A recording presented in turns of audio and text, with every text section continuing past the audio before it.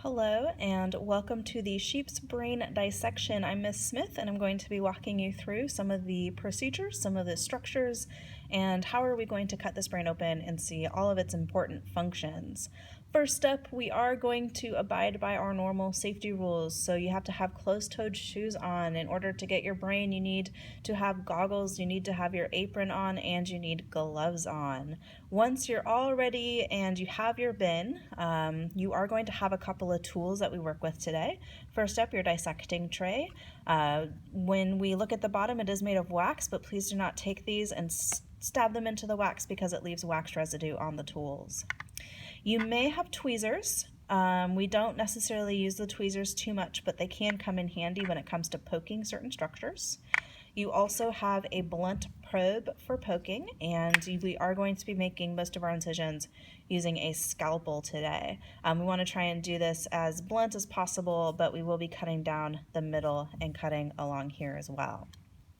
Now, in looking at the sheep's brain, we first have to make a few observations about this. We want to see what can we see about the brain. First up, the sheep's brain is not very large. I would say it's about the size of maybe a fist, maybe a little bit smaller.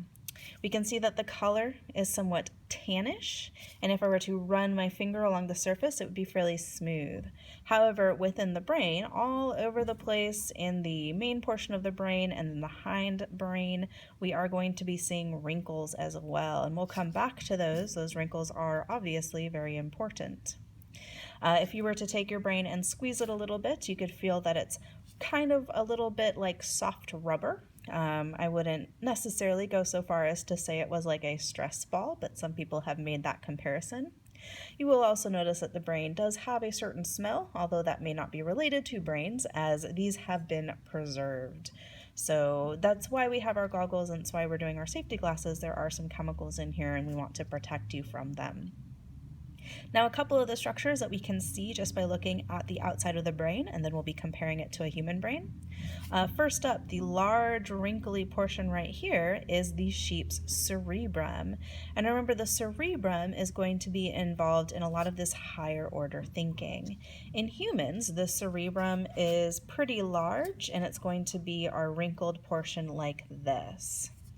Now, on the outside of the cerebrum is our gray matter, and so don't forget, our gray matter wrapping around the cerebrum is our cerebral cortex. Within the cerebral cortex, we have a couple of different kinds of lobes. Now, we're just going to go over the rough structures and the rough locations of these lobes, but if I were to take the brain and turn it on its side, we can start to see some differences and start to look at the lobes. First up, just to orient ourselves, here's the spinal cord, so we know that this side of the brain is posterior, whereas over here, this is the other side, so this would be towards the front of the sheep, and this would be our anterior side. So starting on anterior, the structures right up here would be considered part of our frontal lobe. And in humans, we're dealing a lot with memory, we're dealing a lot with our sense of planning and our inventiveness and our creativity. And we're also looking a lot at our ability to coordinate our movements and have impulse control. Towards the side, over the temples, we have our temporal lobe, really over the ears, and we're going to have our function, our main one that we focus on is hearing.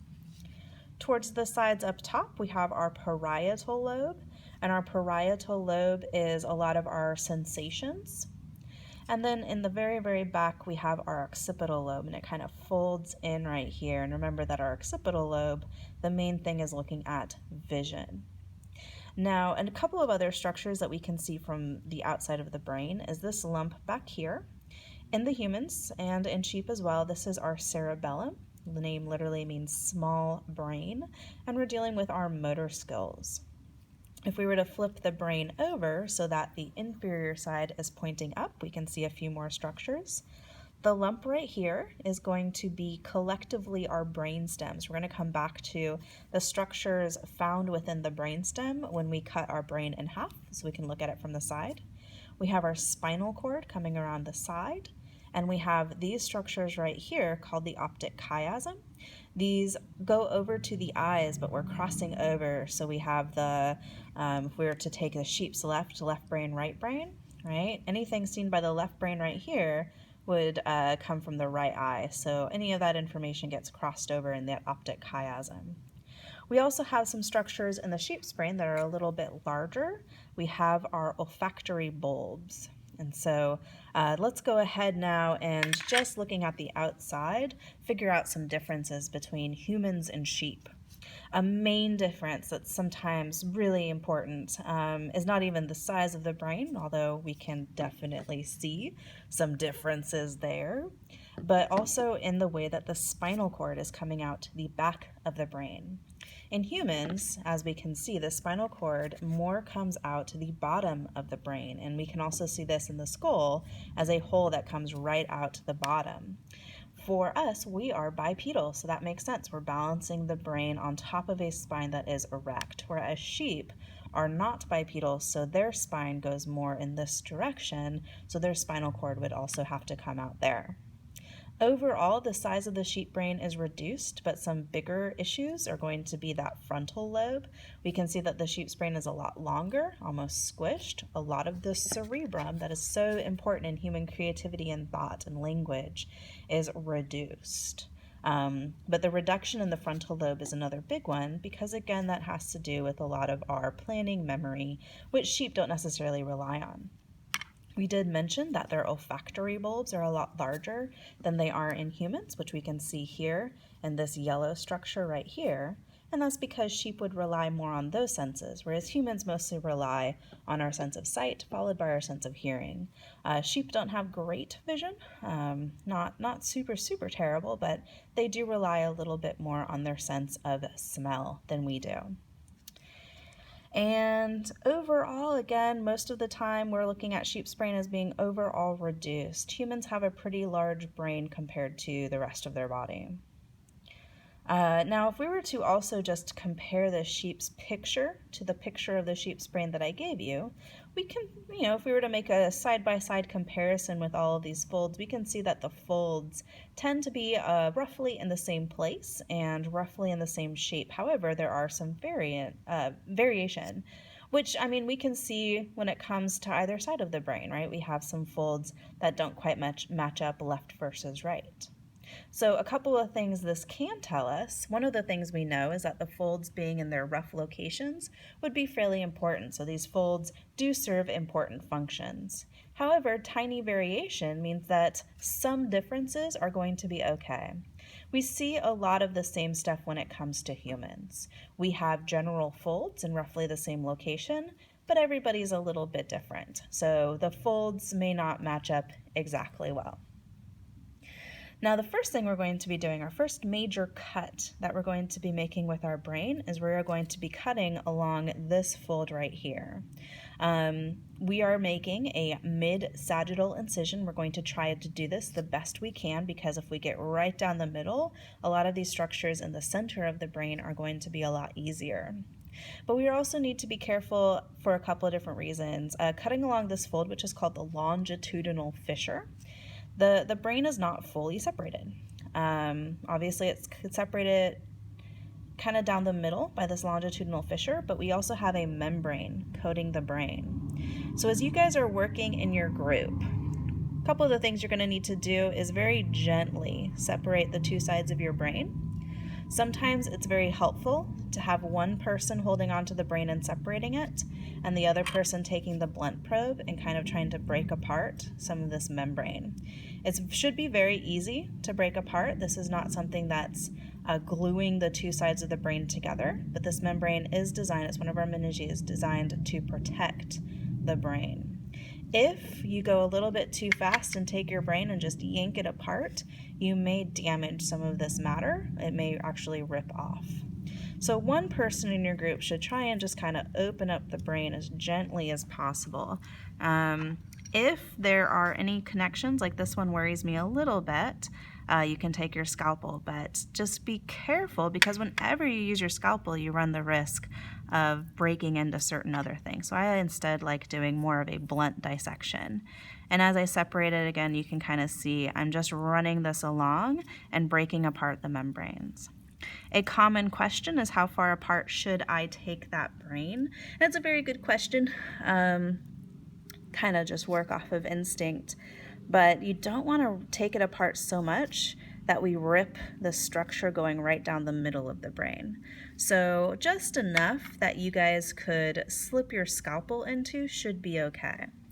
The brain should be fairly easy to cut through. If your blade is old or seems dulled, please come see me for another one. But as I mentioned, we're going to be making an incision as close down the middle as possible. Now, you may make a mistake, and that's okay. We are making our best attempt. I am making my best attempt right now. And you're going to want to cut down this middle portion, but we also want to cut all the way down the center of the cerebellum. So I'm going to try and go right down. There's almost a physical separation right down the middle. I'm going to do my best to cut right down the middle of the cerebellum because there's a couple of really cool structures that we're going to be able to see if I make a really nice clean incision. Okay, so you can see again I'm separating out these two sides. I've mostly separated my hemispheres, and what I'm working on right now is separating my brainstem. I'm not doing a great job of it, but that's okay. We can mostly see a good chunk of our structures. Okay, so you can see again we have separated this. Now as I take this brain and kind of move it onto its side, okay, we can now piece out some more structures.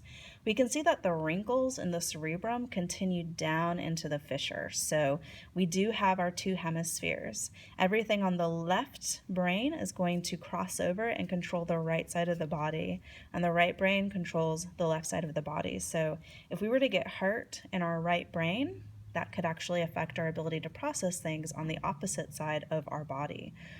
So right brain to left body and vice versa. One of the ways that your two sides of your hemispheres communicate is through this structure right here. So this structure, kind of bringing this up so we can see it a little bit better, this right here is called our corpus callosum. This is a body, that's what corpus comes from, that is made of white matter. We can see that it's a slightly lighter color than the rest of the brain. And it's going to, as we mentioned, communicate. White matter is the axons, or the cables that talk between two sides of the brain. So the corpus callosum brings information from one side of the brain to the other. Sometimes, for some people, we actually cut this. We can move down a little bit in the brain, and don't worry too much about telling the exact difference between these, but there's going to be right under the corpus callosum a big structure right here, and that is your thalamus. It almost looks a little bit like a mound. Now the thalamus filters out a lot of stuff and helps control what goes into and out of the brain via the sensory organs, which is going to be our next chapter. It's not here anymore, but if we had kept it, we would have seen a pituitary gland right here. But if we then follow this a little bit along, and I'm gonna just ignore this for right now, it's fine. We're not gonna focus too much on these membranes. But if I follow this around, we can see in this area we have what's known as the pineal body. We're going to learn about the pineal gland, but this helps with sleep. So this is going to be creating melatonin and helps regulate our sleep cycle. Now, going a little bit further, we're not going to spend too long on this, but we have a couple of holes in our brain. And within these holes are our ventricles. And so looking here, one example of a good ventricle is right along here. We have something known as a cerebral aqueduct, and this kind of merges into our fourth ventricle. So this is creating fluid. We have some other ventricles. I think I mostly cut them off here. We can kind of see them. Right, we have some blood vessels here as well, but we have some ventricles going in here. This is, again, creating ventricles, creating cerebrospinal fluid. So as the brain is in the skull, if it slams around a little bit, it's going to be a little bit cushioned, okay? Now, under the thalamus, its name literally means under thalamus, is the hypothalamus. And so this would be communicating with the pituitary gland if that was still attached. This is sometimes called the master switch of the body. The hypothalamus has a lot to do with our metabolism. It has to do with our stress response. We're thinking about things like our water conservation, if we're hungry, if we're thirsty, if we're warm, if we're cold. So this is always kind of monitoring our body. If we go a little bit further down, we're going to go before we hit this little bump right here. Right here is something called the midbrain. So again, that has to do with a lot of our processing, and we have our pons right here. Our pons is, again, doing a lot of our processing of our basic bodily functions. A little bit further down is our medulla. So this kind of like long structure right here is our medulla oblongata, and this also regulates our bodily functions. So these together, especially the medulla, but all of these together are really looking at our sense of balance, our sense of breathing. Medulla oblongata helps regulate a lot of these rhythmic interactions. So these help maintain homeostasis. If we're looking also right here, here's another very, very important structure called the cerebellum. And so I cut that in half. Remember that it's simply one structure. It doesn't have the kinds of hemispheres that you would see in the brain. But if we cut it in half, it forms this really neat kind of structure. Your cerebellum has a lot to do with, again, muscle memory and coordination and being able to speak in a coordinated fashion. And we can see that the white matter in here forms this really cool branching tree-like pattern. So one of the things you guys are going to do is draw this. This is called the arbor vitae, the vital tree. We're kind of think of it like the tree of life. This is giving you a lot of really, really important instructions, but it just looks pretty fun. Those are the major structures that we're going to be focused on for this side of the brain. Again, don't forget your cerebrum is kind of a big one right there. If you guys have extra time, you may even want to try and separate out some of these folds to see all of the detail in there. But another thing that we're going to be doing is trying to see the gray and the white matter within the cerebrum. So the next cut you're going to make, once you've made all of your observations, once you kind of look all over the brain and answer your questions, you're going to be moving on to the next one, where you're going to do more of a cross-section of the brain. So we're going to do a frontal or coronal incision of the brain. And honestly, you can cut pretty much anywhere. I like to find about the middle of the corpus callosum and cut right down there. Try and make it a nice clean cut because you want to see some of those structures. But we're going to look at the brain sideways. So we're going to pull this up and we're going to kind of look at the gray and the white matter. Now in looking here as a reminder, we already talked about how the white matter will send information. It does a lot of our communicating and a lot of our sorting. The gray matter on the outside we can see is a little bit darker, and that's going to be more involved in our thinking and our processing. So our white matter is mostly axons, mostly myelin sheaths, which is why it's a lot lighter. Whereas our gray matter is a lot of our dendrites and a lot of our somas, a lot of the connection and processing. If I were to poke both of these, so I'm going to poke my white matter, I'm going to poke my gray matter, you can kind of see a little bit. The white matter is very solid, almost like fat, as it were, which is mostly what it is. It's made out of a lot of cell membranes, which is mostly fat. Whereas when I press into the gray matter, it gives a lot more easily. It's a lot more squishy, as it were. And we're looking less at the firm structure of all of that membrane and more, again, at a lot of different connections. I'm poking right now at the sheep's ability to form memories and for us, it would be talking and thinking and higher level processing.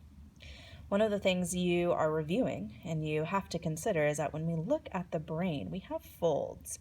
And the folds are potentially there for a reason. Form follows function. Whenever we see something in the brain that's folded, we have to consider that something important is happening at the surface. Surface area can be very, very important for different functions. We already talked. We know what's important happening along the surface. It's our gray matter. When we look at the brain, if we want to make it bigger, we have a constraint. It's contained within a skull. So if we want to make the gray matter, give it more gray matter, we cannot grow the brain outwards. So what we can do is we can then fold in the brain. What we get is more gray matter. If this fold, for instance, did not exist, all of this gray matter from here down would also not exist. So again, giving it the folds gives you more gray matter and thus more processing power. Now you can attempt for extra credit if you have time to try and make a slide of gray and white matter. This is practice with wet mounts, and you may be able to see some structures, but you're going to want to make a sample that is paper thin. You want to be able to see through it. So if your sample is a little bit too chunky, you're not going to be able to see anything. So even this is a little bit too thick for our samples. But if you wanted to do that for extra credit, you could. You can make that attempt. If I can see something in it, then you will get points. But even if you just attempt it and show me that you have made a good wet slide following the directions in your lab, then you can get some partial credit. Now I'm available for questions, and I'm available to kind of show you different structures of the brain. Once you're done, you can explore a little bit more of those folds. You can see a little bit more of how things interact and connect, but you should also clean up. I would recommend keeping your gloves on until you are done cleaning, but you are going to take the brain and the bin up front and dispose of the brain into the container labeled brains. Nothing else is going to go in that container. No gloves, no paper towels, nothing but brain, all right? The gloves, once you are done cleaning up, are going to go into the trash, as well as the paper towels. And everything at your table is going to be washed thoroughly with soap and water. So if we're looking here, the blunt probe, the scalpel, the bin, all with soap and water, you're also going to take your sponge and scrub down your dissection table with, again, soap and water. You want to make sure it's all nice and clean. Dry everything, otherwise these tools may rust, and we do want to use them as much as possible. And once you're all done, turn in your form. We are going to collect them for points. All right, good luck.